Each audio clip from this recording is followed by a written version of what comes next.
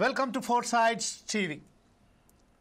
Trump వాణిజ్య కంపు భారతదేశంపై 25% సుంకాలు విధించిన ట్రంప్ సర్కార్ ఈరోజు మరొకసారి భారత్పై ఇంకో 25% సుంకాలు విధించి 50% సుంకాలను పెంచింది.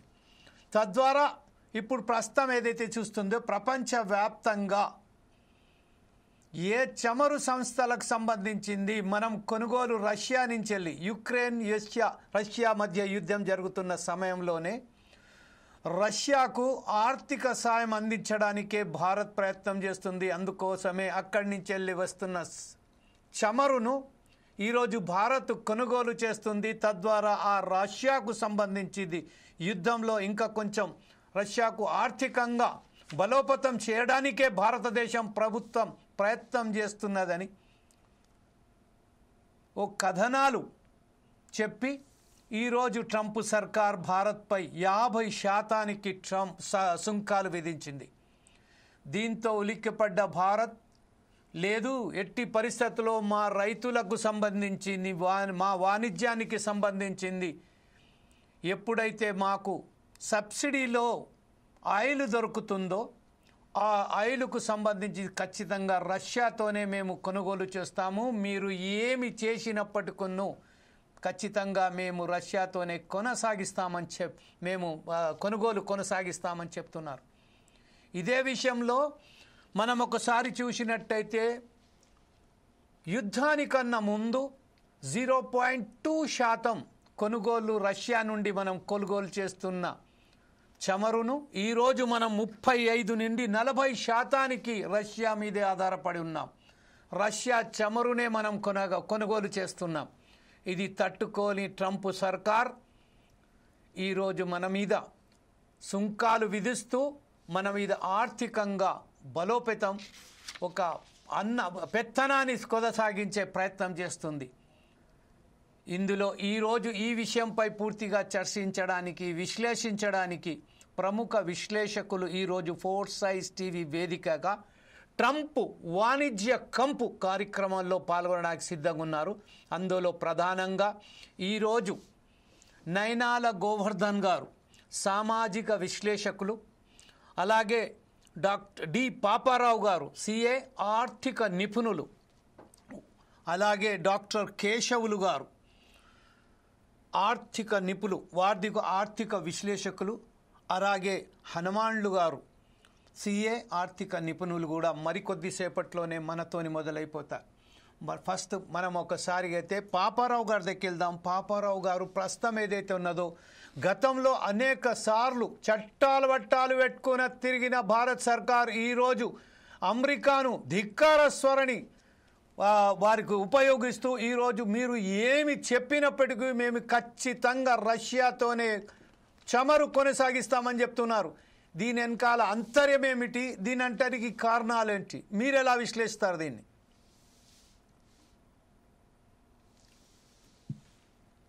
సార్ మీ ఫోన్ అన్మ్యూట్ చేయండి sir, if you don't mind. మొదట 1-2 పాయింట్లు క్లియర్ చేయాలి. ఒకటి, మనం రష్యా నుంచి చమురు కొంటున్నందుకు కాదు కేవలం, ఎందుకంటే టర్కీ కొంటుంది, చైనా కొంటుంది, ఇంకా చాలా దేశాలు కూడా రష్యా నుంచి కొంటున్నాయి. కానీ స్పెసిఫిక్ గా భారతదేశం టార్గెట్ అయింది. దానికి కారణం రెండో పాయింట్. దానికి కారణం చెప్పుకునే ముందు రెండో పాయింట్, మీరు అన్నట్లుగా ధిక్కార స్వరం పెద్ద మాటలు. మనకి కొంచెం ఆత్మవిమర్శ చేసుకునే సందర్భం. మనం ఆత్మవిమర్శ చేసుకొని మనలో ఏ లోపాలు, మనం చేసిన ఏ పొరపాట్లు అమెరికాకి ఇంత అలుసిచ్చినాయి అనేది ఆలోచించాల్సిన సమయం. ఎందుకంటే ఇక్కడ మీకు ప్రధానంగా ఇప్పుడు 50% టారిఫ్లు భారతదేశం మీద ఇప్పుడు కొత్తగా మొత్తం ఓవరాల్ 50% టారిఫ్లు పడ్డాయి. రెండో పక్కన చూస్తే చైనా మీద 140% టారిఫ్లు ఉన్నాయి, పెండింగ్ లో ఉన్నాయి. మనం ధిక్కార స్వరం ఎప్పుడో వినిపించి ఉండాల్సింది. అసలు అమెరికాతో మనం ఇంత దగ్గరగా వెళ్ళి ఉండాల్సింది కాదు. మనం చేసుకున్న తప్పులు, మన అపరాధాలు, మన పొరపాట్లు, మన తప్పిదాలే మనకి ఈరోజు శాపం అవుతున్నాయి. కాబట్టి ఏంటంటే అంతిమంగా మనం ఎంత కార్నర్కి నెట్టబడ్డామంటే అమెరికా మూలకి నెట్టేసి చివరికి ఎంత మూలకి నెట్టబడ్డామంటే గత్యంతరం లేని స్థితిలో ఎదురు జరగాల్సిన పరిస్థితి వచ్చింది. ఇలా ఉండకూడదు బహుశా. ఎందుకంటే గత 10 సంవత్సరాల కాలంలో ఓవరాల్ గానే గత 30 సంవత్సరాల కాలంలో ఇది సంస్కరణలు అనేది ఎప్పుడైతే మొదలైందో భారతదేశంలో, అప్పటి నుంచి కూడా మనం నెమ్మదిగా అమెరికాకి దగ్గర అవుతున్నాం సంస్కరణల పేరుతో. ప్రపంచ బ్యాంకు, IMF షరతుల రూపంలో మనం అమెరికాకి దగ్గరయ్యాం. అది ఎప్పుడు జరుగుతూనే ఉంది, గత 30 ఏళ్ళుగా జరుగుతూనే ఉంది. కానీ గత 10 సంవత్సరాలుగా బీజేపీ అధికారంలోకి వచ్చిన తర్వాత అమెరికాతో అంటకాగటం, దగ్గర అవటం కాదు అంటకాగటం. అమెరికా ఏది చెప్తే అదే విధంగా మనం ఇది చేయటం. హౌడీ మోడీ అని ట్రంప్కి ఎలక్షన్ క్యాంపెయిన్ చేసిన దాకా, ఆయన ప్రచారం చేసిన దాకా పోయినటువంటి మోడీ వ్యవహారం. అంటే ఎక్కడ దాకా పోయాం మనం? మనకు అవసరం లేదంతా మనం ఒళ్ళంతా పులుముకున్నాం. అమెరికాకి అతిగా దగ్గర అవటం, అమెరికా ప్రయోజనాలే మన ప్రయోజనాలు అంటే దీనిలో 2 కారణాలు. ఒకటి, చైనాతో మనకున్నటువంటి సరిహద్దు వివాదాలు. అమెరికాకి మనం ఇంత దగ్గర ఉంటాం. ఎందుకంటే చైనాతో మనకి సరిహద్దు వివాదాల దృష్ట్యా ఆ వివాదాల పరిష్కారం కావాలంటే అమెరికా ఏమన్నా మనకు ఉపయోగపడుద్దేమో, ఎప్పుడైనా చైనాతో ఘర్షణ వస్తే అమెరికా సాయం కావాల్సి వస్తుందని ఎక్స్పెక్టేషన్ లాంటిది ఒకటి కొంత ఉంది. రెండోది ఏంటంటే జనరల్ గా ఉన్నటువంటి యాంటీ కమ్యూనిస్టు ఇది గుడ్డి కమ్యూనిస్ట్ వ్యతిరేకత. చైనా కమ్యూనిస్ట్ అయితే మనకేంటి, మన పనులు మనం చేసుకోవడానికి చైనా కమ్యూనిస్ట్ కావడానికి మన సంబంధం ఏమవుతుంది? అమెరికా కూడా చైనాతో వ్యాపారం చేస్తుంది. మనకంటే పెద్ద పెట్టుబడిదారీ దేశం కదా అమెరికా. అమెరికా ప్రపంచంలో నెంబర్ 1 పెట్టుబడిదారీ దేశం, చక్కగా చైనాతో వ్యాపారం చేసుకుంటుంది. మనం ఎందుకు ఇంతగా యాంటీ ఇదిలో పోవాల్సి వచ్చింది అనేది. దీంతో ఏమయ్యాం, అమెరికాకి అతిగా దగ్గరయ్యాం చైనా మీద ఇదితో. ఈరోజు ఏమైంది పరిస్థితి, బాల్ ఇటు వచ్చి పడింది మళ్ళీ. కానీ ఏంటంటే మనం ఈ ప్రభుత్వం ఖచ్చితంగా ఏంటంటే మూల్యం చెల్లిస్తున్నారు. మోడీ గారు ప్రభుత్వం కూడా మూల్యం చెల్లిస్తున్నాయి. ప్రజల్లో పలచబడిపోతున్నారు. ఎన్ని రకాల ఎదురు తిరిగాం, మనం మాటలు వాడుకున్న ధిక్కార స్వరం వినిపిస్తున్నారని ఎన్ని మాటలు వాడినా జనాలకి చాలా విచిత్రంగా ఉంది పరిస్థితి. ఏంటి ఇలా చేస్తుంది అమెరికా? ఎందుకంటే ఇన్నాళ్ళు వీళ్ళు చెప్పింది ఒకటి, మన పాలకులు చెప్పింది ఒకటి, గ్రౌండ్ లెవెల్లో కనపడుతున్న వాస్తవం ఒకటి. ఈరోజు చైనా గురించి రకరకాలైనటువంటి, సరే చైనాతో సరిహద్దు వివాదాలు ఎవరైనా సహజంగానే పేట్రియాటిక్ గానే ఉంటాం. మన దేశం మన సరిహద్దులు మనం కాపాడుకోవాలనుకుంటాం. ఆ వివాదం విషయంలో చైనాతో రాజీ లేకుండానే ఉండాలనుకుంటాం. కానీ అసలు గుడ్డి వ్యతిరేకత ఎందుకు ఉండాలి? వాళ్ళ దగ్గర నుంచి నేర్చుకోవాల్సినవి లేవా? అమెరికా దగ్గర నుంచి కూడా నేర్చుకునే ఉండదు. కానీ ఎవరికీ మనం దగ్గర అవ్వద్దు అని గత నుంచి మేము చెబుతా వచ్చింది. అలాంటి వాళ్ళకు కూడా చాలా కాలం నుంచి నయనాల్ గోవర్ధన్ అక్కడ ఉన్నాడు. మా ఇద్దరికి చాలా విషయాల్లో, చైనా విషయంలో చాలా ఏకాభిప్రాయాలు ఉన్నాయి. చాలా సందర్భాలు, అన్ని విషయాలు కాకపోవచ్చు, చాలా విషయాల్లో మేము మాట్లాడుకుంటుండేవాళ్ళం. అదేంటి వాళ్ళు అంత అభివృద్ధి అవుతున్నారు, మనం ఇంత వెనకబడుతున్నాం, ఏం జరుగుతుంది చైనాలోనే చాలా ప్రశ్నలు చాలా సార్లు మాట్లాడుకునే సందర్భాలు చాలా మందితో మాట్లాడాం. దీనంతా మేము దేశద్రోహులం అన్నట్లు చిత్రీకరించారు. ఎందుకంటే నేను కొంచెం ఆగ్రహం, బాధతో కూడా చెబుతున్నా. ఆగ్రహం ఏం లేదు దీనిలో, బాధతో చెబుతున్నా. 4 ఫోటోలు పెట్టారు సార్. ఎవరు పెట్టారనేది ఇప్పుడు నాకు తెలియదు, కానీ 4 ఫోటోలు. నా ఫోటో ఒకటి, నాగేశ్వర్, ప్రొఫెసర్ నాగేశ్వర్, వీరయ్య గారు ఎడిటర్ ఆఫ్ ప్రజాశక్తి, తెలకపల్లి రవి. 4 ఫోటోలు ఒక బాక్స్ లాగా కట్టి వీళ్ళంతా చైనా మనుషులు, దేశద్రోహులు అని చెప్పి ఒక పెద్ద ప్రచారం నడిచింది కొంతకాలం, ఒక 5-6 సంవత్సరాల క్రితం. పెద్ద ప్రచారమే నడిపారు. నిజమా అది? ఒకసారి వెనక్కి తిరిగి చూడండి. మేము చైనా మనుషులమా?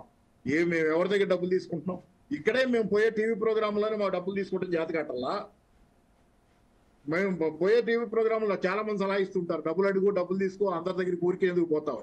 మాకు ఇక్కడే డబ్బులు తీసుకుంటున్నాం. మేము చైనా ఎట్లా పడి, మేము దేశం బాగుండాలని కోరుకునేవాళ్ళం. ఎవరెక్కడ ఏది మంచి ఉన్నా నేర్చుకోవాలని కోరుకునేవాళ్ళం. మా భావజాలం ఉండొచ్చు, కమ్యూనిస్ట్ భావజాలం ఉంటుంది సహజంగానే, మేము కమ్యూనిస్టులు కాదంటలా. అయితే అంత మాత్రం చైనా బానిసలమా?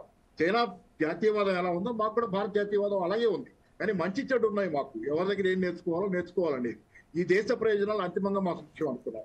కానీ ఇట్లాంటి దుష్ప్రచారం చేసిన వాళ్ళంతా ఇప్పుడు ఎక్కడ పెట్టుకుంటారు? తీసుకెళ్లి ఎక్కడ పెట్టుకుంటారు తల? ఎక్కడికి తెచ్చింది ఈ పరిస్థితి? ఇట్లాంటి అబద్ధాలతో ఎక్కడ దాకా తెచ్చారు పరిస్థితిని? దిగజార్చేశారు పూర్తిగా వాస్తవం దేశ పరిస్థితిని. ఈరోజు 10 సంవత్సరాలు కోల్పోయిన కాలం.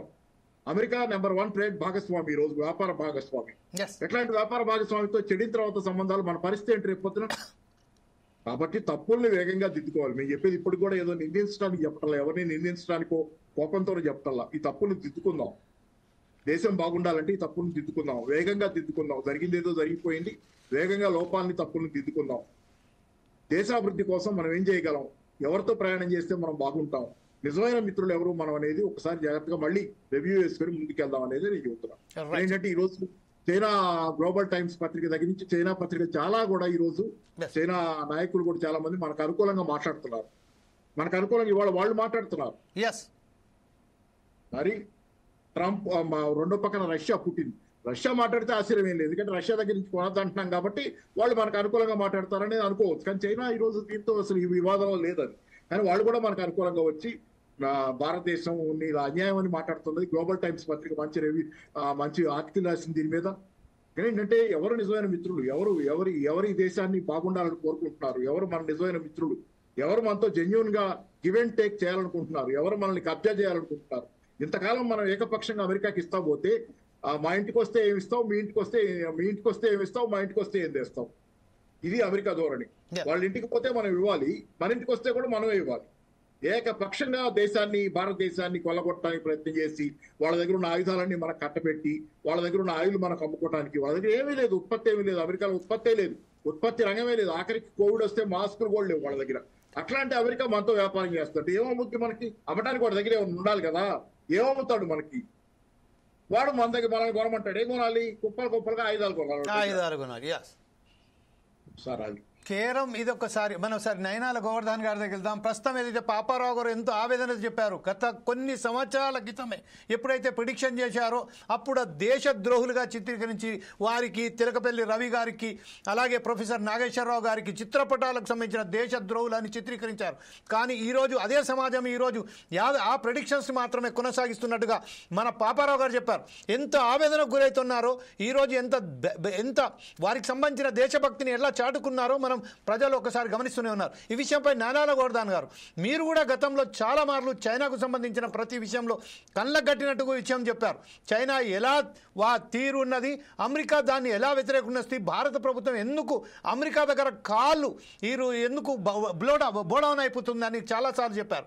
కానీ ఈరోజు ప్రతి ఒక్కరికి తెలిసిన విషయం ఏంటంటే, ఎప్పుడైతే ట్రంప్కు అర్థమైపోయిందో ఈ మనకు సంబంధించిన పహల్గాం దాడి తర్వాత ఎప్పుడైతే యుద్ధ వాతావరణం నెలకొన్నదో, అక్కడ ప్రతిదాడులు జరిగాయో, ఆ దాడులు జరిగిన తర్వాత అమెరికా ఏకపక్షంగా అక్కడికి సంబంధించిన పాకిస్తాన్కు సంబంధించిన వారితో చట్టబట్టాలు ఎత్తుకొని తిరిగి వారితో మాటామంతా చేసుకొని ఈరోజు భారత ప్రభుత్వానికి మొండి చేయి చూపెట్టి ఈరోజు సుంకాలు కూడా విధించేసి ఈరోజు మా మీద ఆర్థిక ఒత్తిడికి గురి చేసిందో, తద్వారా మనకు ఏదైతే దానికి తర్వాత మనం వెళ్దాం. ఈ విషయంపై మీరు దీన్ని ఎలా విశ్లేషిస్తారండి? ఫోర్ సైడ్ టీవీకి, ఈ పాపారావు గారు స్నేహితులు మిత్రులకి, ప్యానెల్లో ఉన్నటువంటి మిగతా వాళ్ళకి అందరికీ కూడా వందనాలు. చైనాకు ఈరోజు ప్రపంచంలో ఉండినటువంటి అనేక విశ్లేషణల క్రమంలో ఆ విధానాల అంచనాల పైన పాపారావు గారికి నాకు మధ్య చాలా సామీప్యత ఉంది.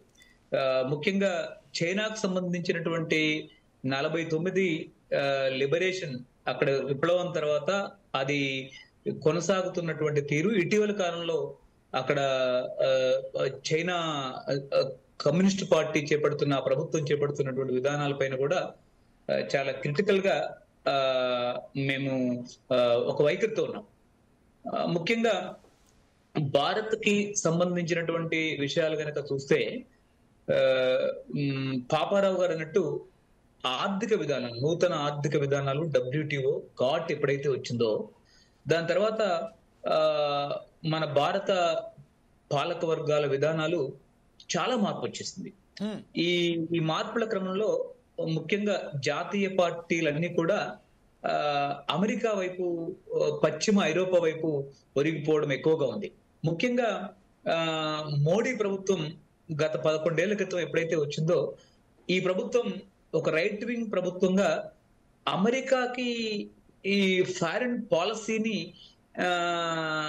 ఒక రకంగా చాలా ఎంక్లైన్ చేస్తూ వాళ్ళ పాదాల దగ్గర పెట్టిందని చెప్పి మనం అనలేం. కానీ అక్కడి వరకు వాళ్ళు ఫారెన్ పాలసీని తీసుకెళ్లారు, పశ్చిమ ఐరోపాకు దగ్గరగా, ముఖ్యంగా అమెరికాకు దగ్గరగా. చాలా కీలకమైనటువంటి విషయం ఏంటంటే, చాలా విషాదకరమైనటువంటి విషయం ఏంటంటే, ఈరోజు ట్రంప్ అయితే ప్రపంచంలో ఉండే 100 దేశాలపైన ఒక భయంకరమైనటువంటి ఒక వాణిజ్య యుద్ధం చేస్తున్నారు. వాణిజ్య యుద్ధం అనేటువంటిది ఇది కూడా హిరోషిమా, నాగసాకి లాంటి ఈ గతంలో చేసినటువంటి ఒక భయంకరమైనటువంటి భౌతిక వినాశకరమైనటువంటి యుద్ధం లాంటిదే. అంటే ఇది మరో రూపంలో ఈరోజు. అయితే దీన్ని మనం చూస్తే కనుక మోడీ గత 11 సంవత్సరాలుగా అనుసరించినటువంటి విధానాలు ఎంత తప్పు అనేటువంటిది ఇది నిరూపిస్తుంది. మోడీ ఎక్కడి వరకు వెళ్ళారంటే, అసలు ఒక దేశ అంతర్గత విషయాల్లో, ఒక ఎన్నికల విషయాల్లో జోక్యం చేసుకోవాల్సినటువంటి అవసరం మరొక దేశానికి లేదు. కానీ మోడీ ట్రంప్ గెలుపు వరకు కూడా వెళ్ళారు. ట్రంప్ గెలుపు సభలు అమెరికాలో పెట్టారు. ట్రంప్ గెలుపు కొరకు సభలు గుజరాత్ లో భారతదేశంలో పెట్టడం జరిగింది. అంటే అమెరికాలో నివసిస్తున్నటువంటి భారతీయుల ఓట్లన్నీ కూడా ట్రంప్ కు వేసి గెలిపించడం కొరకు కూడా ప్రయత్నం చేశారు. అదే ట్రంప్ ఈ రోజు బ్రిటన్ పైన 10% పన్ను విధిస్తే, పశ్చిమ ఐరోపా పైన, ఐరోపా యూనియన్ పైన వాండర్ లయన్ 15% సుంకాలతో అగ్రిమెంట్ చేసుకుంటే, మన పైన ఇప్పటికే 25% విధించాడు, మళ్ళొక 25% విధించాడు, మొత్తం కలిసి 50% విధించాడు. కానీ ప్రపంచం మీడియాలో కానీ, భారతీయ మీడియాలో కానీ, నేను ట్రంప్ కు మోడీకి, నరేంద్ర మోడీకి ఉన్నటువంటి గొప్ప సంబంధం, ఒక నిర్ణయాత్మకమైనటువంటి సంబంధం ప్రపంచంలో మరెవరికి లేదు అని చెప్పేసినటువంటి ఒక భయంకరమైనటువంటి ప్రచారం మాత్రమే దేశంలో జరిగింది. ట్రంప్ మోడీ చాలా గొప్ప బంధం ఉంది. ట్రంప్ విదేశాంగ విధానాన్ని, వాణిజ్య విధానాన్ని మనకు అనుకూలంగా మార్చగలిగినటువంటి శక్తి మోడీకి ఉంది అని చెప్పేసి గత 10 ఏళ్లుగా కొనసాగుతున్నటువంటి ఒక ప్రచారం బద్దలైపోయింది. ఈ రోజు మనకు నిజమైనటువంటి స్నేహితులు ఎవరు అంటే, ఈ భారతదేశానికి స్వాతంత్రం వచ్చిన నాటి నుంచి అండగా నిలబడ్డా, దానికంటే ముందు నుండి అండగా నిలబడినటువంటి రష్యా, చైనాలే ఈ రోజు మనకు అండగా ఉంటున్నాయి. ట్రంప్ ను హెచ్చరిస్తున్నటువంటి వాళ్ళు కూడా వాళ్ళే. ట్రంప్ కు భయపడకుండా తలొగ్గి బరిగీసి నిలబడ్డటువంటి వాళ్ళు చైనా, రష్యా. చైనా పైన 145% టారిఫ్లు విధించాడు. కానీ చైనా ఏమాత్రం తగ్గకుండా అమెరికా పైన కూడా అంతే టారిఫ్లు విధించారు. ఆ క్రమంలో ఒక రకంగా ఆ రెండు దేశాల మధ్య వాణిజ్యం అనేటటువంటిది జీరోకు వెళ్ళింది. కానీ ఈరోజు ట్రంప్ చేస్తున్నటువంటి ఆంక్షల వల్ల అసలు భారతదేశంలో ఉండేటువంటి వాణిజ్య శాఖ మంత్రి పీయూష్ గోయల్ కానీ, లేదా భారత ప్రధానమంత్రి కానీ మొదటి దశ ఆంక్షలకి వెళ్ళి వాస్తవంగా ట్రంప్ వాణిజ్య మినిస్ట్రీ ముందు, లేదా అమెరికా వాణిజ్య మంత్రిత్వ శాఖ ముందు, ట్రంప్ వాణిజ్యం ముందు పాదాక్రాంతమై రహస్యంగా చర్చలు జరపాల్సినటువంటి స్థాయికి వెళ్లారు. మరి చర్చలు జరిపి ఏమైనా భారతదేశానికి ప్రయోజనం వచ్చిందా? ట్రంప్ ఏమైనా విన్నాడా? మోడీకి ట్రంప్ కు మధ్య ఉన్నటువంటి స్నేహం ఏదైతే ఉందో ఏదైనా భారతదేశానికి లాభించిందా అంటే ఏమాత్రం లాభించకపోగా ఈరోజు మన పైన 50% సుంకాలు ఉన్నాయి. మిగతా అనేక దేశాల పట్ల, వియత్నాం పైన 20% సుంకాలు, ఫిలిప్పీన్ పైన 20% సుంకాలు, యూరోపియన్ యూనియన్ పైన 15% సుంకాలు, చివరికి బ్రిటన్ లాంటి దేశం పైన 10% సుంకాలతో ఆ దేశాలు ఒప్పందం కుదుర్చుకున్నాయి. కానీ ఎందుకు మోడీ ఈ ఒప్పందాలు కుదుర్చుకోవడంలో విఫలం అయ్యారు? మన పైన ఎందుకు సుంకాలు పెంచుతున్నారు? కాబట్టి ఒక నయనాల్ గారు, అదే విషయంపై ఈ రోజు ఎప్పుడైతే మీరు ఇప్పుడే చెప్పారు, బ్రిటన్ పై 10% సుంకాలు విధించాడని చెప్పారు. కానీ అదే బ్రిటన్ ఈ రోజు సమర్థించింది. ట్రంప్ ఏదైతే 50% సుంకాలు భారతదేశం మీద విధించడాన్ని బ్రిటన్ సర్కార్ దాన్ని సమర్థించుకుంటూ వచ్చింది. అలాగే కొన్ని అమెరికాకు సంబంధించిన కొంతమంది ఎవరైతే ఉన్నారో, అది ఏ పార్టీకి సంబంధించిన వారు కూడా కొంత దీనికి సమర్థించుకుంటారు. అనేక మంది దాన్ని వ్యతిరేకించారు. వాస్తవానికి జమీల్ గారు, నేను అక్కడికి వస్తున్నాను. అంటే ప్రపంచవ్యాప్తంగా పన్నులు ట్రంప్ విధించినప్పటికీ కూడా ఎవరిపైన విధిస్తున్నాడు అంటే, ఒక దేశం మౌలికంగా ఆ దేశం మా మార్కెట్ లో కానీ, ప్రపంచ మార్కెట్ లో కానీ దాని వెన్నుపూస విరిగిపోవాలి, దాని మెదడు మజ్జ పగిలిపోవాలి అనుకున్నటువంటి కక్షగట్టినటువంటి అనేక దేశాలపైన ట్రంప్ భయంకరమైనటువంటి పనులు విధిస్తున్నాడు. ఉదాహరణకి రష్యా పైన, లేక ఉదాహరణకు చైనా పైన కానీ, ఉదాహరణకు అమెరికా పైన కానీ, తన పాత మిత్ర దేశాలైనటువంటి ఐరోపా యూనియన్ పైన రాజీ కుదుర్చుకున్నాడు 15%తో. అదే పాత మిత్రదేశమైనటువంటి బ్రిటన్ తో సుదీర్ఘకాలం 200 సంవత్సరాల పాటు మిత్రదేశం, గత అమెరికా బ్రిటన్ ఆర్డర్ ప్రపంచంలో కూలిపోయి, బ్రిటిష్ సామ్రాజ్యవాదం కూలిపోయి, అమెరికా పెద్దన్నగా వచ్చినటువంటి 1945 బ్రిటన్ వుడ్ ఆర్డర్ తర్వాత తనతో పాటు కొనసాగుతున్నటువంటి ఈ మీరు అన్నట్టు బ్రిటన్ తో గాని, మిగతా వాళ్ళతో గాని రాజీ కుదుర్చుకుంటున్నారు. అలానే ఫిలిప్పీన్స్ తనకు దగ్గరగా ఉండేటువంటి ఫారెన్ పాలసీ ఉన్నటువంటి దేశంతో 20% పన్నులే కుదుర్చుకున్నారు.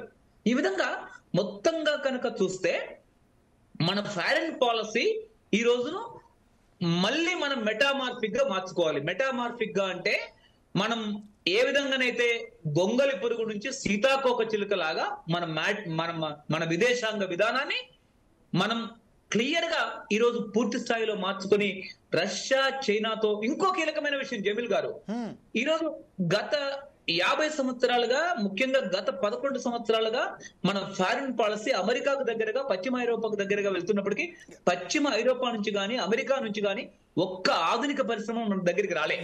ఒక్క ఆధునిక పరిశ్రమ మన దగ్గరికి రాలే. రెండవది, ఈ రోజు చైనా అత్యాధునిక అమెరికాను తలదన్నేటటువంటి ఆధునిక పరిశ్రమలు పెట్టడానికి చైనా సిద్ధంగా ఉంది.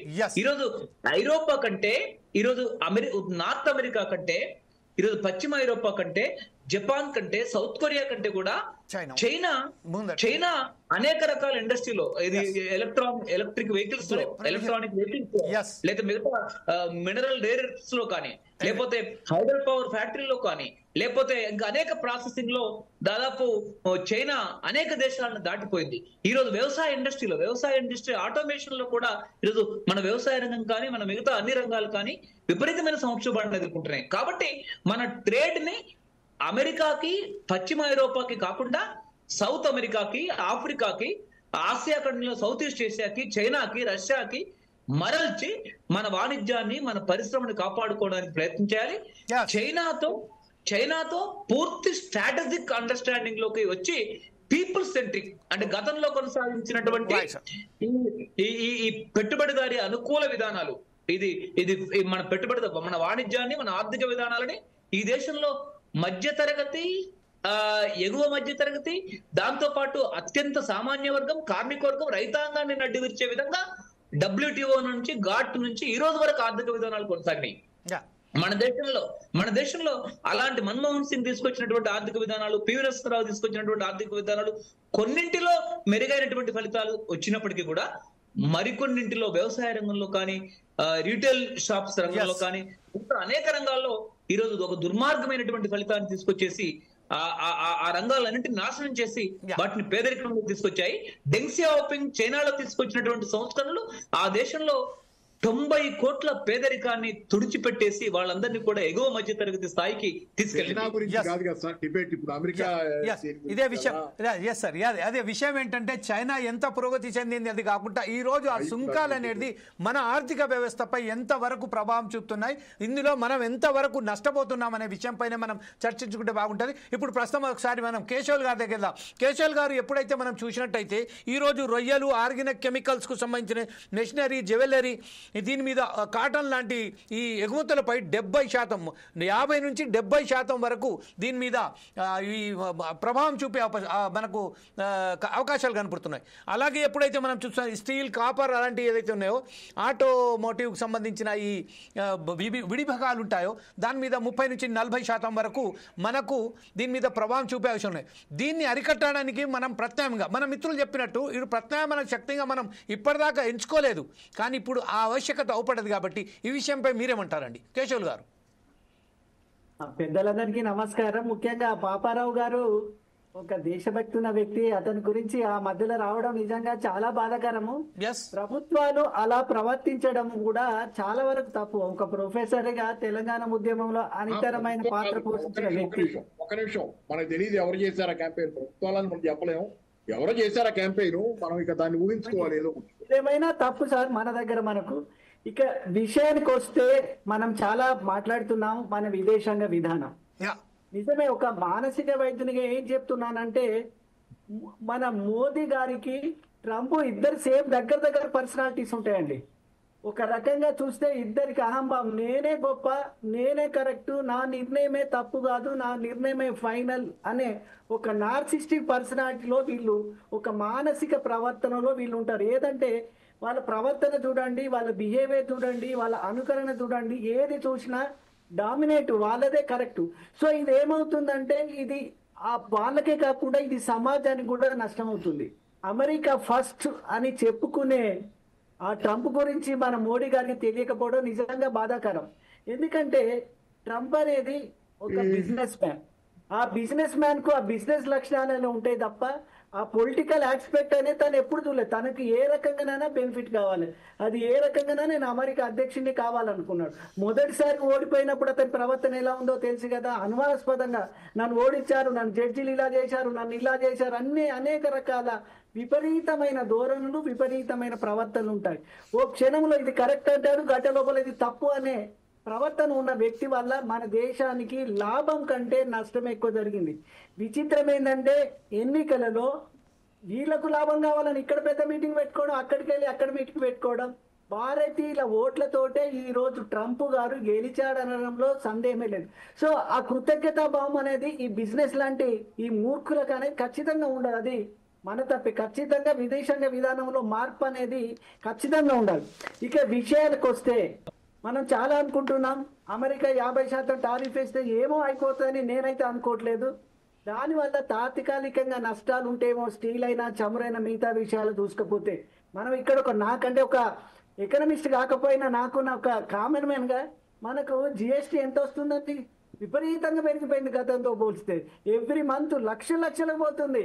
ఆ లక్షలది దీన్ని మనం ఇట్లా అడ్జస్ట్ చేసుకోవచ్చు. ఇమీడియట్ గా మనకు మాత్రం ఆర్థిక వ్యవస్థపై, ఈ గ్రోత్ పై ఈ జిఎస్టీ వల్ల మనకు లాభం వస్తుంది కాబట్టి దాన్ని మనం ఏదో రకంగా పూడ్చుకునే ఆస్కారం ఉంటుంది. ఇంకొకటి ఏంటంటే మన ఎగుమతుల విధానం అనేది మోడీది ఏదో టెంపరీ పర్మనెంట్ అనే ఫీలింగ్ లేకుండా ఖచ్చితంగా డైవర్సిఫికేషన్ అనేది ఉండాలి. అంటే సరళీకృతం చేయకుండా ఎగుమతులను అంటే ఒక అమెరికా మీద ఆధారపడకుండా మిగతా దేశాలతో కూడా, అందరితో కూడా, అంటే ముఖ్యంగా పక్కనున్న దేశాలు, ఒక పాకిస్తాన్ వదిలిపెట్టండి, చైనా అయినా ఇప్పుడు తిరుగుతున్నారు కదా పక్క దేశాల మీద వెంటబడి. అమెరికా ఏదో చేతులు ఎత్తేసింది, హ్యాండ్ ఇచ్చాను కానీ ఇప్పుడు తిరుగుతున్నారు కదా. అదే బుద్ధి మొదటి నుంచుంటే బాగుంటది కదా. అందుకే ఈ డైవర్సిఫికేషన్ అనే ద్వారా ఖచ్చితంగా ఫ్రీ ట్రేడ్ అగ్రిమెంట్ అనేది చాలా దేశాలతో చేసుకోవచ్చు. మనోళ్ళు గర్వంగా పోయి విదేశాలు తిరిగి వచ్చి అమెరికా ఉంటే చాలు, అన్ని ప్రపంచం అంతా మన కంట్రోల్, విశ్వగురు ఆ గురువు అన్ని అనుకున్నారు కదా, ఏమైపోయింది? ఖచ్చితంగా ఫ్రీ ట్రేడ్ అగ్రిమెంట్ అనేది లేకపోతే భవిష్యత్తు మరిన్ని కష్టాలను ఎదుర్కొంటుంది. ఇది తాత్కాలికమే. ఏదో ఒక రోజు ట్రంప్ తనంతట తాను దిగిరాక తప్పదని నా అభిప్రాయం. రైట్ సార్, ఇదే విషయంపై మనం పాపారావు గారి దగ్గరికి మరోసారి వెళ్దాం. పాపారావు గారు, ప్రస్తుతం ఏదైతే ఉన్నదో EU దేశాలకు సంబంధించింది, EU దేశాలు అదే కొనుగోలుకు సంబంధించిన వారి వాణిజ్య ఏదైతే వ్యాపారం ఉన్నదో దాన్ని కొనసాగిస్తూనే అమెరికాలో ఉన్నాయి. కానీ వారికి కాకుండా ఈరోజు భారత్ పైనే ఒత్తిడి తేవడం ఎంతవరకు సమంజసం అంటారు? ఇంకొక విషయం ఏంటంటే ఇదే EU దేశాలకు సంబంధించింది గత 2024లోనే గ్యాస్ కూడా కొనుగోలు చేసిందండి అమెరికా నుండి. దానికి సంబంధించింది అక్కడ ఎక్కడ కూడా వారు దానికి ఒక డెఫినెట్గా ఒక క్యాప్ అని పెట్టలేదు. అలాగే ఈ రోజు ప్రస్తుతం ఏదైతే ఉన్నదో మనం ఒకసారి చూసినట్టయితే యురేనియం కూడా రష్యా నుంచి వెళ్ళే కొనుగోలు చేస్తున్నది అమెరికా. అయితే ఇవన్నీ కారణం వారితో మంచిగానే సంబంధాలు పెట్టుకుంటూ కేవలం భారతదేశాన్నే టార్గెట్ పెట్టడం ఎంతవరకు సమంజసమని మీరు అనుకుంటున్నారు? కాదని దాని నుంచి చెబుతుంది. కాదని భారతదేశం వీక్ టార్గెట్. మనం అమెరికాని బుద్ధగించడానికి, అమెరికాతో స్నేహం చేయడానికి ఉవ్విళ్ళూరుతున్నామని చెప్పి మన బలహీనత చూసి మనమే దాడి చేశాడు ట్రంప్. ధోరణి అది మొదటి నుంచి కూడా. అందితే దుట్టు, అందకపోతే కాళ్ళు. మనం వీక్ గా కనపడ్డావు కాబట్టి మనం టార్గెట్ చేశాడు. టర్కీని ఏం చేయలేకపోయాడు కొంటున్నందుకు అది రష్యా నుంచి. రెండో పక్కన అసలు యూరోపియన్, మీరు చెప్పినట్టుగా యూరోపియన్ యూనియన్ మనకంటే ఎక్కువ వ్యాపారం చేస్తుంది రష్యాతో. యూరోపియన్ యూనియన్ వ్యాపారం $67 బిలియన్ల మేరకు రష్యాతో ఉంది. మా అమెరికా వ్యాపారం చేస్తుంది. వాళ్ళిద్దరు చేస్తానే మళ్ళీ మనకు మాత్రం ఆంక్షలు. ఎందుకంటే ఎవరు బలహీనంగా ఉంటే వాళ్ళే టార్గెట్ గా చేసుకొని చేసిన ధోరణి ఇది. మీకు చాలా ఉదాహరణలు ఉన్నాయి. ట్రంప్ ధోరణికి మీరు ఉదాహరణలు చూడాలంటే ఒక్కొక్కటి చెబుతారు, 2-3 చెబుతా ఉదాహరణలు. అంతే దుట్టు, అందకపోతే కాళ్ళు అనేదానికి. అధికారంలోకి రాకముందు నవంబర్ 2024లో ఎన్నికల్లో గెలిచాడు. అవును. జనవరి 2025లో అమెరికా అధ్యక్షుడిగా పదవి స్వీకారం చేశాడు. ఆ మధ్యలో పదవీ స్వీకారం చేయడానికి ముందు గెలిచిన తర్వాత ఆయన హమాస్ గెరిల్లాల్ని బెదిరించాడు. ఏమనంటే, మీరు ఇజ్రాయెల్ వాళ్ళని ఎవరినైతే బందీలుగా పట్టుకున్నారో ఇజ్రాయేల్ని వాళ్ళని వదిలిపెట్టండి. మీరు కనుక వదిలిపెట్టకపోతే నేను అధికారంలో కూర్చున్న తర్వాత మీకు నరకం చూపిస్తాను, డైరెక్ట్ గా హెల్త్ చూపిస్తాను మీకు అన్నాడు. నరకమే చూపిస్తాను అన్నాడు. ఇది బెదిరింపు. ఈ బెదిరింపుకి నిజంగానే కొంత హమాస్ గెరిల్లాలు ఏమనుకున్నారు కానీ మొత్తానికి మాత్రం ఇజ్రాయెల్ హమాస్ గెరిల్లాల మధ్య బందీల ఒప్పందం, అది అప్పగింత ఒప్పందం కుదిరింది. బందీ లైవ్ లో ఉన్నారని మళ్ళీ చేస్తారు. బందీల అప్పగింత ఒప్పందం కుదిరింది. అదొకటి. రెండోది మీరు చూడండి, మీకు ఎక్కడ ఇరాన్ ఇజ్రాయెల్ యుద్ధం మొదలైనప్పుడు ఇరాన్ బెదిరించాడు ఏమని, నువ్వు కనుక నాతో అర్జెంట్ గా ఒప్పందం చేసుకోకపోతే న్యూక్లియర్ డీల్, అది పెండింగ్ లో ఉంది అప్పుడు, న్యూక్లియర్ డీల్ చర్చలు జరుగుతున్నాయి ఇరాన్ కి అమెరికాకి మధ్య. ఆ టైంలోనే ఇజ్రాయెల్ దాడి చేసింది ఇరాన్ మీద. నువ్వు అర్జెంట్ గా నాతో కనుక న్యూక్లియర్ డీల్ చేసుకుంటే ఇజ్రాయెల్ యుద్ధం ఆపిస్తాను ఇజ్రాయెల్ చేత, లేకపోతే ఇజ్రాయెల్ నిన్ను సర్వనాశనం చేస్తుంది, కాబట్టి అర్జెంట్ గా నాతో ఒప్పందం చేసుకుని బెదిరించాడు. అంటే ఇజ్రాయెల్ అనే కత్తి ఇరాన్ మెడ మీద పెట్టి బెదిరించాడు ఒప్పందం చేసుకుని నాతో అని. ఇలాంటి నాకు కరెక్ట్ గుర్తురావటం లేదు కానీ ట్రంప్ ధోరణే ఇది. మెడ మీద కత్తి పెట్టి బెదిరించి పనులు చేసుకుంటాడు. ఇదే విధంగా మొన్న ఈ మధ్య కాలంలో ఒప్పందాలతో టారిఫ్లు పెంచాడు కదా అని టారిఫ్లు వేసాడు. ఒక్క నిమిషం టారిఫ్లు వేసాడు, మళ్ళీ మర్చిపోతా.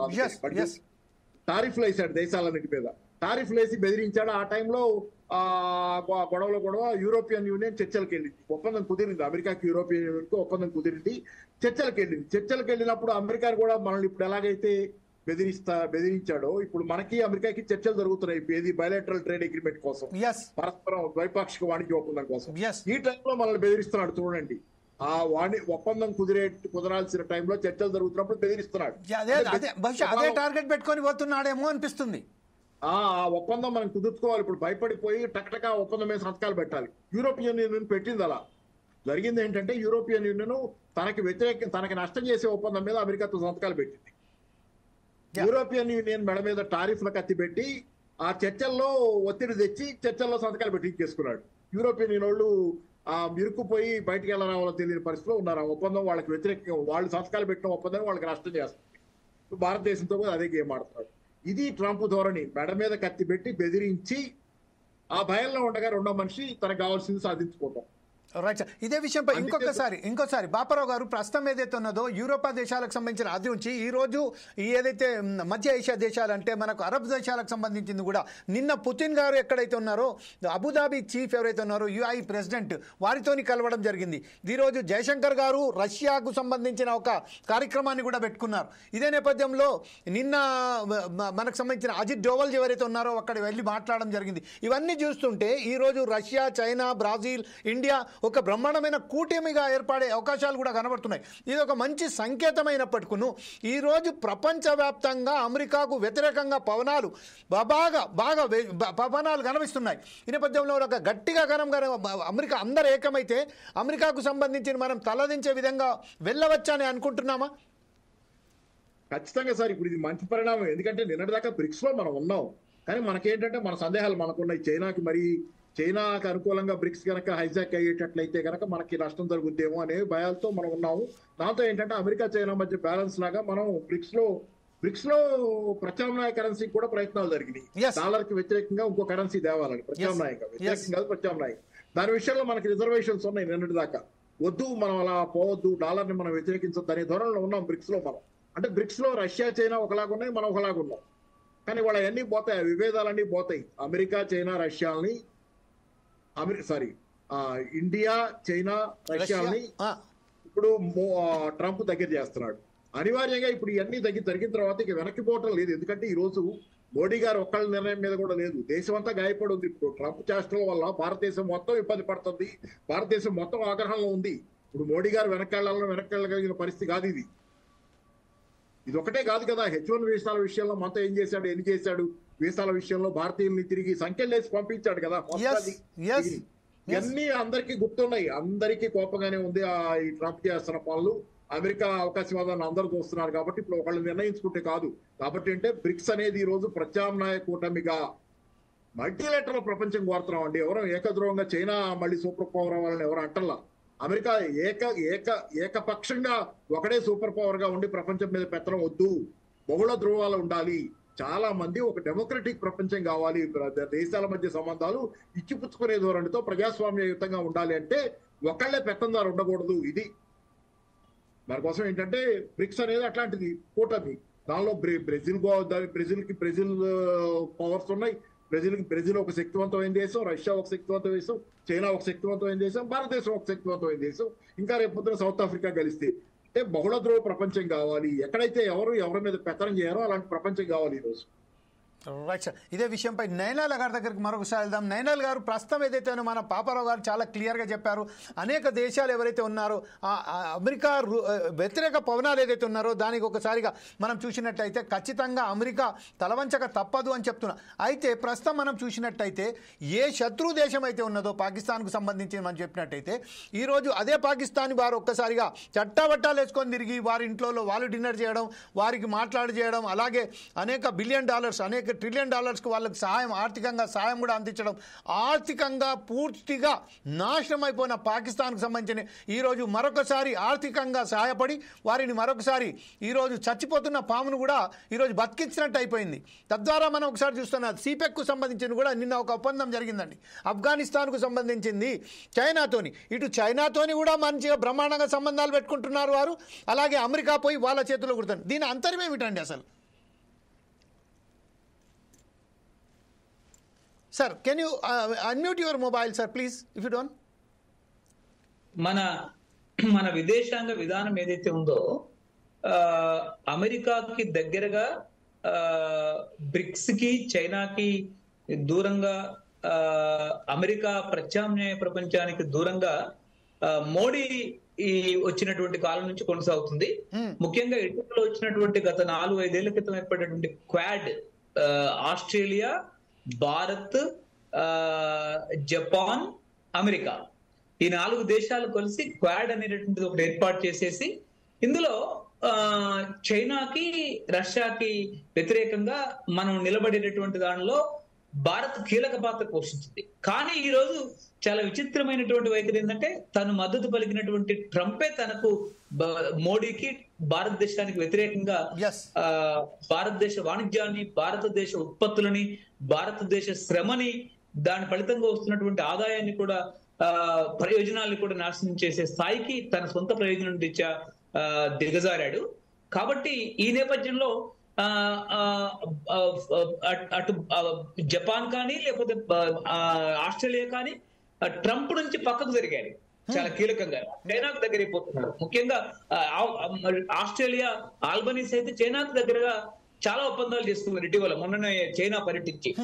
కానీ ఈ నేపథ్యంలో భారత్ కూడా తన విదేశాంగ విధానాన్ని మార్చుకుంటూ, ముఖ్యంగా చైనా కదా 140 కోట్ల వాళ్ళ పాపులేషన్ లో వినియోగాన్ని పెంచినట్టు, తన పరిశ్రమలో ఉత్పత్తి అవుతున్నటువంటి పారిశ్రామిక ఉత్పత్తులని ఆ దేశంలో వినియోగాన్ని పెంచినట్టు మన భారతదేశంలో కూడా 145 కోట్ల ప్రపంచంలో అతిపెద్ద జనాభా ఉన్నటువంటి భారతదేశం, ఈ దేశంలో ఆ వినియోగాన్ని పెంచాలి ఇప్పుడు ఏవైతే ఉన్నాయో. తద్వారా ఈ విధంగా మన భారతదేశ ప్రజల యొక్క కొనుగోలు, వినియోగ శక్తి కూడా పెరుగుతుంది. వీళ్ళందరూ కూడా పేదరికం నుంచి బయటకు వస్తారు. రెండోది, ఇంకోటి చాలా కీలకమైనటువంటి విషయం ఏంటంటే మనం మన విదేశాంగ విధానాన్ని పూర్తిగా సమీక్షించుకోవడంతో పాటు ఏదైతే మన ఇంతకాలం పాటు సుదీర్ఘకాలంగా అంతర్జాతీయ ఆధిపత్య శక్తుల గేమ్ లో, అంటే అటు సుదీర్ఘకాలం పాటు బ్రిటిష్ హెజిమోనీ గేమ్ లో పాకిస్తాన్, ఇండియా మధ్య ఒక సుదీర్ఘమైనటువంటి యుద్ధం, ఎలా అయితే ప్రచ్ఛన్న యుద్ధం కొనసాగుతుందో, ట్రంప్ ఆధిపత్యం ప్రపంచం 45 తర్వాత వచ్చిన తర్వాత కూడా ఈరోజు పాకిస్తాన్, ఇండియా మధ్య కూడా అదే యుద్ధ వాతావరణం, ప్రచ్ఛన్న యుద్ధ వాతావరణం కొనసాగుతుంది. కాబట్టి మనం ముఖ్యంగా పాకిస్తాన్, ఇండియా ఈరోజు ఈ ఎన్నికల ప్రయోజనాల కొరకు, ఇక్కడ ఉండేటటువంటి వీళ్ళ స్వార్థ రాజకీయ ప్రయోజనాల కొరకు 2 భూభాగాలు ఒకటే, 47కు ముందు ఒకటిగా ఉన్నటువంటి మనం ఈరోజు చైనా లాంటి దేశం, ఇరాన్, సౌదీ అరేబియాని రెండు, ఒకటి అమెరికాకు పప్పట్టుగా ఉంటుంది సౌదీ అరేబియా, ఇలాంటి దేశాన్ని మీరు అమెరికాకు దగ్గరగా ఉండడం వల్ల మీ ప్రాంతానికి ప్రయోజనం లేదు, మీరు ఒక్కటి కావాలి అని చెప్పేసి 2-3 సంవత్సరాల పాటు చర్చించి వాళ్ళని ఒకటిగా చేసి ఎంబసీలను ఓపెన్ చేశారు. ఈరోజు మన వాణిజ్యాన్ని రక్షించుకోవడము, రెండవది 2 దేశాల మధ్య కూడా ఈరోజు మోడీ విదేశాంగ విధానాన్ని మార్చుకొని ఈ పహల్గామ్ లాంటి ఘటనలు, తర్వాత యుద్ధాలు, ఇలాంటి విషయాలు కాకుండా అలాంటి వాటిని పూర్తిగా నివారించేటటువంటి వైపు సౌత్ ఈస్ట్ ఏషియాలో కానీ మన పక్క దేశాలన్నింటిలో కూడా, మన సరిహద్దు దేశాలన్నింటిలో కూడా మనం ఒక మంచి ఆధిపత్య సంబంధాలు కాకుండా పూర్తి ఒక పరస్పర సోదర భావ సంబంధాలని మెయింటైన్ చేయాల్సిన అవసరం ఉంది. అదే చైనా మన చుట్టూ ఉండేటటువంటి అనేక దేశాలతో వాళ్ళు వాణిజ్యాన్ని వాళ్ళు పెంచుకుంటున్నారు, పరస్పరంగా వాళ్ళు అభివృద్ధికి పూనుకుంటున్నారు. ఇది చాలా మన వాణిజ్యాన్ని కూడా అమెరికా పైన, పశ్చిమ ఐరోపా పైన ఆధారపడడం కాకుండా మిగతా దేశాల వైపు, సౌత్ అమెరికా వైపు, దక్షిణ ఆఫ్రికా వైపు, సౌత్ ఏది మన ఇటువైపు మనం చేసుకోవాలి. దాంతో పాటు అమెరికా ద్రవ్యానికి వ్యతిరేకంగా, అమెరికా డాలర్కి వ్యతిరేకంగా ఏదైతే బ్రిక్స్ నెలకొల్పుతున్నామో ఆ దాంట్లో మనం కీలకంగా మారి అమెరికా ఆధిపత్యాన్ని తగ్గించుకొని బహుళ ధృవ ప్రపంచాన్ని, మల్టీపోలార్ వరల్డ్ ఏర్పాటు కొరకు ఎవరిపైన ఆధిపత్యం, ముఖ్యంగా చైనా పైన ఒక తప్పుడు భ్రమ కొనసాగుతుంది. అది ఎజిమోనీ చేస్తుందని, అది కమ్యూనిస్ట్ దేశం అని చెప్తున్నారు. చైనా ఫారెన్ పాలసీ ఎజిమోనీ కాదు, విధానం కూడా ఆధిపత్యం కాదు. అది గత 60-50 సంవత్సరాల్లో ఏ దేశం పైన కూడా ఆధిపత్యం చెలాయించలేదు. పాపారావు గారి దగ్గరికి వెళ్లే ముందు ఒక్కసారి sir, with your permission, just I want to take a version of mister Keshavarao, doctor Keshavarao garu ప్రస్తుతం ఏదైతే పరిస్థితులు ఉన్నారో కంక్లూడ్ గా పాపారావు గారి దగ్గర you have to conclude the debate with your own version and as well as the suggestion to the government of India. At the meantime, just I want to talk to Mr. Keshav garu. Dr. Keshav garu, ప్రస్తుతం ఏదైతే ఉన్నదో రైతుల ప్రయోజనాల దృష్ట్యా ఎట్టి పరిస్థితుల్లో మన భారతదేశ పౌరుల ప్రయోజనాల దృష్ట్యా ఎక్కడ కూడా తలగ్గే ప్రసక్తే లేదని మోడీ చాలా కరాఖండిగా చెప్పినట్టుగా మనం వార్తలు చూస్తున్నాం. ఈ నేపథ్యంలోనే ప్రస్తుతం ఏదైతే మనం ఆ సుంకాల భారంలో ఈరోజు తగ్గించిపోతాం, మీరు ఒక మాట చెప్పారు, ప్రత్యామ్నాయ శక్తిగా కూడా మనం చూసుకోవాలి అని చెప్పారు. అదే విషయంలో చాలా మంది నిపుణులు కూడా ఇదే విషయం చెప్తున్నారు. కేవలం మనం ఎగుమతుల విషయంలో అమెరికా మీద ఆధారపడకుండా వేరే దేశాలకు కూడా మనం మార్కెట్ వెతుక్కోవాల్సిన అవసరం ఉన్నది, ఆవశ్యకత కూడా ఉన్నదని చెప్తున్నారు. దీన్ని ఈరోజు మీరు ఈ మోడీ చెప్పిన విధానాన్ని మీరు ఎలా దీన్ని వివరిస్తారండి, విశ్లేషిస్తారండి? పెద్దలు ఇద్దరు వాళ్ళు ఆ రంగాలలో పెద్ద నిష్ణాతులు, వాళ్ళు చెప్పిన దాంతో కంప్లీట్ గా నేను ఏకీభవిస్తూనే వాళ్ళు చెప్పిన ముఖ్యమైనది ఏంటంటే విదేశాంగ విధానం తప్పుడు తడకలతో నడుస్తుంది, దాన్ని సరిదిద్దుకోవాల్సిన అవసరము ఖచ్చితంగా ఈ సందర్భంలో ఉంది. రెండోది ఏంటంటే ఏదో స్నేహితాన్ని ఒక బలంగా చూపించుకొని అది ఆ స్నేహితత్వాన్ని ట్రంప్ బలహీనతగా భావించి భారతదేశంపై 50% పైగా ఇంకా కూడా ఇస్తానంటున్నారు. ఈ సుంకాలు విధించడం అనేది అది మూర్ఖత్వము. దాన్ని గట్టిగా వ్యతిరేకించే ధైర్యం భారతదేశం ఈ రోజు వరకు చేయలేదని మాత్రం నేను నమ్ముతున్నాను. అయితే ఇప్పుడున్న పరిస్థితులలో ఎక్కడో దూరంగా ఉన్నటువంటి దేశం మిత్రుడని తిరగడం కంటే మనకు గత చరిత్ర చూసుకున్నట్టయితే రష్యా అనేది జీవితకాల మిత్రుడు. చైనా తోటి మనకు 1-2 సందర్భాలు తప్ప పెద్దగా నష్టం జరిగింది కూడా లేదు. ఇప్పుడు ఈ 2 పెద్ద దేశాలు కలిసి ఉంటే, రష్యాతో కలిసి ఉంటే, ఈ 3 దేశాలు కలిసి ఉంటే అమెరికా తనంతట తానుగా తగ్గే ఆస్కారం ఉంది. మన మోడీ గారైనా మన ప్రభుత్వాలైనా తాత్కాలికమైన సంబరాలు కాకుండా లాంగ్ టర్మ్, అంటే గత చరిత్ర చూసుకుంటే ఎప్పుడు ఏ సందర్భంలో ఏ దేశం మనకు ఉపయోగపడ్డది, సపోర్ట్ చేసింది, ఆ చరిత్రను చూసుకున్నట్టయితే ఆ చరిత్ర ఆధారంగా ముందుకెళ్ళాలి తప్ప ఈ మోడీ హూడీ పనికిరాని నినాదాలతో ఒక పబ్లిసిటీ చేయడం ద్వారా ఈ దేశానికి నష్టమే తప్ప లాభం జరగలేదు. ఇప్పటికైనా విదేశాంగ విధానానికి కాకుండా ఎగుమతుల విధానములో కూడా ఖచ్చితంగా నేను చెప్పాను కదా, బహుళీకరణ అనేది కంపల్సరీ ఉండాలి, డైవర్సిఫికేషన్ అని ఉండాలి.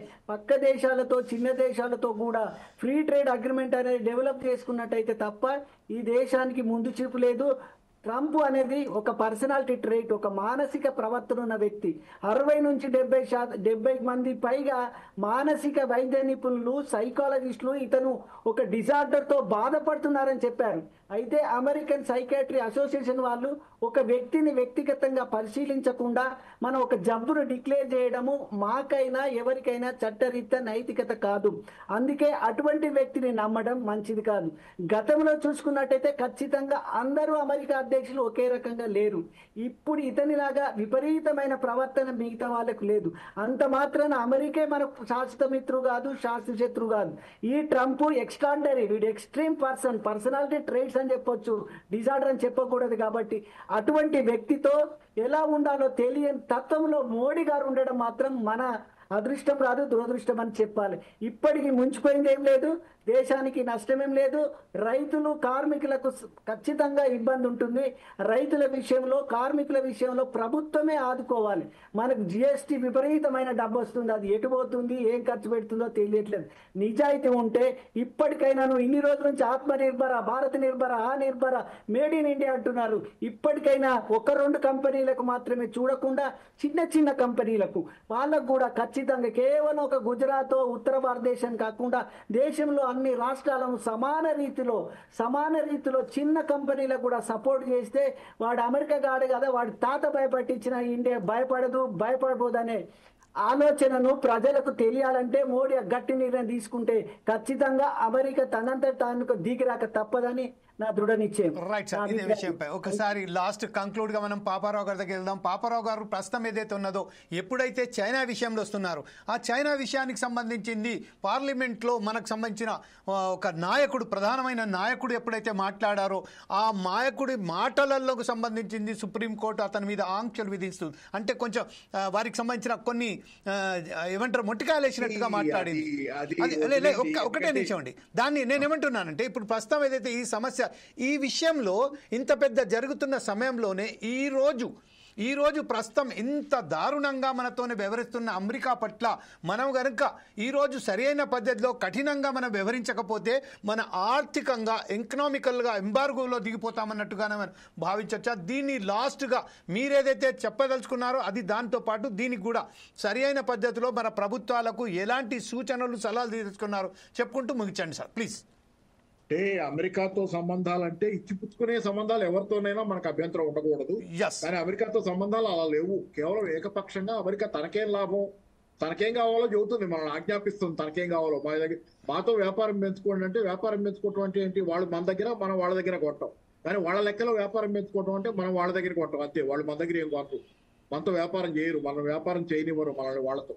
ఈ ధోరణి మనకు వద్దు. ఏకపక్షంగా ఉండేటట్లయితే అమెరికాని ప్రస్తుతానికైతే కొంత గట్టిగానే దాని విషయంలో ఎదురు తిరగాల్సిన అవసరం ఉంది. కొంత నష్టం జరుగుద్ది. నష్టం జరిగినా సరే పాలసీ మార్చుకునేటప్పుడు మన మామూలు ఉంటది కదా, తరచాప దిశ మార్చినప్పుడు కొంత ఫ్రిక్షన్ ఉంటది మూమెంట్ లో. కాబట్టి ఆ ఫ్రిక్షన్ తప్పదు. కానీ మనం అయితే మాత్రం ఇది చేయాల్సిందే, సరైన దారిలోనే ఉన్నాం అనుకుంటున్నాను ఇప్పుడు ఎదురు తిరగటం అనేది. రెండోది ఏంటంటే, ఇక్కడ మీరు మీ పర్మిషన్ తో, ఇది నా బుక్ అండి, మానవాళికి మహోదయం, అంతం కాదు ఇది ఆరంభం. ఇది అమెరికా పతనం కాబోతుందని, అమెరికా ఆర్థిక వ్యవస్థ ప్రస్తుతం ఉన్నటువంటి ఈ స్థితికి అది రాబోతుందని గత 25 సంవత్సరాల నుంచి రాసిన వ్యాసాలు, ఇంకా ఎక్కువ నుంచి 1999 నుంచి అమెరికా ఎలా ఈ దిశగా ప్రయాణం చేయబోతుందో, పతన దిశగా ఎలా వెళ్తుందో రాసిన వ్యాసాల సంకలనం ఇది. ఇంతకు ముందు 3 పుస్తకాలుగా వచ్చింది ఇది. రెండో పుస్తకం ఆ సీక్వెన్స్ లో మహాసామ్రాజ్యం మరణవేదన అనేది, అమెరికా మరణవేదన పడుతుంది, అమెరికా ఆర్థిక వ్యవస్థ కూలిపోతుందని 2007లో వేసింది. 2012లో సమాధిలోకి సామ్రాజ్యవాదం అనే పుస్తకం పేరుతో వచ్చింది. మూడోది ఇది 2024లో మానవాళికి మహోదయం, అంతం కాదు ఇది ఆరంభం అనే పేరుతో వచ్చింది. దీని కాపీలు కనుక, అంటే వాట్సాప్ కాపీ అయితే I will send free. WhatsApp copy కావాలంటే కనుక, పీడిఎఫ్ కావాలంటే పంపిస్తాను. నాకు ఎవరైనా కావాలంటే కనుక వాట్సాప్ మెసేజ్ హాయ్ పెట్టండి, నేను నా నెంబర్ ఇస్తాను. హాయ్ ఏమనుకోకండి చెప్తున్నాను, హాయ్ పెట్టండి, నేను I will send the PDF copy. మీకు ఫిజికల్ కాపీ కావాలంటే కనుక నేను కొరియర్ చేస్తాను. జస్ట్ ఇది 400 ఉంది, దానికి అమౌంట్ ఏదో డెఫినెట్ గా సార్, డెఫినెట్ గా it is a very good for me to see in my library also. అది అదే నా నెంబర్, నా ఫోన్ నెంబర్ 9866179615 9866179615 9866179615. వాట్సాప్ హాయ్ పెడితే copy, WhatsApp copy. Sure sir. ఇదే విషయంపై ఒకసారి నయనాల గోవర్ధన్ గారి దగ్గర కూడా ఫైనల్ గా ఒకసారి కంక్లూడ్ గా సార్, ఇప్పుడు ప్రస్తుతం ఏదైతే ఉన్నదో విద్యార్థులు, అనేక మంది, లక్షలాది మంది విద్యార్థులు యునైటెడ్ స్టేట్స్ ఆఫ్ అమెరికాలో చదువుకుంటున్నారు. అలాగే అనేక మంది మనకు సంబంధించిన ఐటీ నిపుణులు కూడా అక్కడనే బస చేసి అక్కడనే ఆర్థిక వ్యవస్థను కాపాడడానికి విశ్వ ప్రయత్నిస్తున్న మన భారతీయులు ఈ రోజు గనక అక్కడ తన గలాన్ని విప్పినట్టయితే ఖచ్చితంగా ట్రంప్ ప్రభుత్వం ఈ విషయాన్ని పునరాలోచించి దాన్ని దిగొస్తుందని అని చాలా మంది నిపుణులు కూడా చెప్తున్నారు. ఈ విషయంపై at last what is your opinion on it and what is your suggestion to the government of India? అంటే గవర్నమెంట్ ఈరోజు చాలా కీలకంగా దేశ వినియోగాన్ని బాగా పెంచాలి, చైనా దేశం కదా పెంచినట్టుగా. ఆ విధంగా మన ఉత్పత్తులు కానీ వాటన్నిటికీ కానీ 145 కోట్ల జనాభా యొక్క జీవన స్థితిగతుల్ని మౌలికంగా మార్చడానికి ఎక్కువగా ఉపయోగపడుతుంది. రెండవది, మన విదేశాంగ విధానాన్ని పూర్తిగా సమీక్షించుకోవాల్సినటువంటి అవసరం ఉంది. అది అమెరికాకి అనుకూలంగా కానీ పశ్చిమ ఐరోపాకి అనుకూలంగా కానీ ఒక దేశానికి పాదాక్రాంతమయ్యేటువంటి విధంగా ఉండకూడదు. రెండవది, చాలా కీలకమైనటువంటి విషయం, మన వాణిజ్య విధానాన్ని ఒక దేశం చేతుల్లో ఏదైనా ఇలాంటి పన్నులు విధిస్తే కాకావికలమైపోయి దేశ ఆర్థిక జవనాడులు మొత్తం సర్వనాశనం అయిపోయి దేశ ఆర్థిక వ్యవస్థ నాశనం అయిపోయే విధంగా కాకుండా ఈరోజు భారత అమెరికా మధ్య ఉన్నటువంటి వాణిజ్యం దాదాపు జీడిపిలో 1% యొక్క నిష్పత్తిని ప్రభావితం చేసే విధంగా, తగ్గించే విధంగా ఉంది అని చెప్పేసి అనేక మంది ఆర్థిక నిపుణులు మాట్లాడుతున్నారు. కాబట్టి ఇది రైతాంగ ప్రయోజనాలకి మిగతా ప్రయోజనాలు కూడా ఎక్కువ హాని కలిగించే అవకాశం ఉంది. ఇది డైవర్సిఫై అంటే ఇతర దేశాల వైపు చేస్తూ ఈ మధ్య క్రమంలో దీన్ని మరింత ప్రజాస్వామికంగా చేసుకొని ఆ మరిన్ని దేశాలు అంటే మారినటువంటి ప్రపంచ క్రమంలో, వాణిజ్య క్రమంలో మరింత ఎక్కువగా మనం చైనాతో, రష్యాతో, దాంతో పాటు సౌత్ అమెరికాతో, సౌత్ ఆఫ్రికాతో, ఆసియాలో ఉన్నటువంటి మిగతా దేశాలతో హెజిమోనిస్టిక్ ఆధిపత్య భావజాలం అనేది మన భారత ఫారిన్ పాలసీలో మొదటి నుంచి ఉంది. ఈ ఆధిపత్య భావజాలాన్ని కాకుండా రెసిప్రోకల్ గా ఒక ఇద్దరు స్నేహితులకు అత్యంత మేలు జరిగే విధంగా మనం వీటన్నిటిలో కూడా మెరుగయ్యేటటువంటి వాణిజ్య విదేశాంగ విధానాన్ని చేపట్టాలి. Right sir, thank you very much sir. ఈ రోజు పాల్గొన్నందుకు. ఈ రోజు మనకు సంబంధించిన ట్రంప్ వాణిజ్య కంపు విషయంలో ఈ రోజు ఏదైతే ట్రంప్ నిర్ణయాలు తీస్తున్నదో ఏకపక్ష నిర్ణయాలతో భారత్పై ఒత్తిడి తెచ్చి భారత్ను ఆర్థిక సంక్షోభానికి గురి చేస్తున్నట్టుగా భావిస్తున్న ఈ క్రమంలోనే ఖచ్చితంగా భారత మొత్తం ప్రభుత్వానికి మనం అందరం తోడుగా నిలబడి ఈరోజు ట్రంప్కు వ్యతిరేకంగా ట్రంప్ విధించిన ఈ సుంకాలకు వ్యతిరేకంగా వారికి సంబంధించిన నిలబడవలసిన అవసరం ఖచ్చితంగా ఉన్నదని చెప్పుకుంటూ ఈరోజు మనతోని విషయాలను, సందేహాలను, సూచనలు, సలహాలను మనకు అందించిన డి పాపారావు గారికి, అలాగే డాక్టర్ కేశవులు గారికి, అలాగే నయనాల గోవర్ధన్ గారికి ప్రత్యేక ధన్యవాదాలు చెప్తూ రేపు మరొక కార్యక్రమంతో మీ ముందుకు వస్తాం. అప్పటిదాకా చూస్తూనే ఉండండి ఫోర్సైట్స్ టీవీ.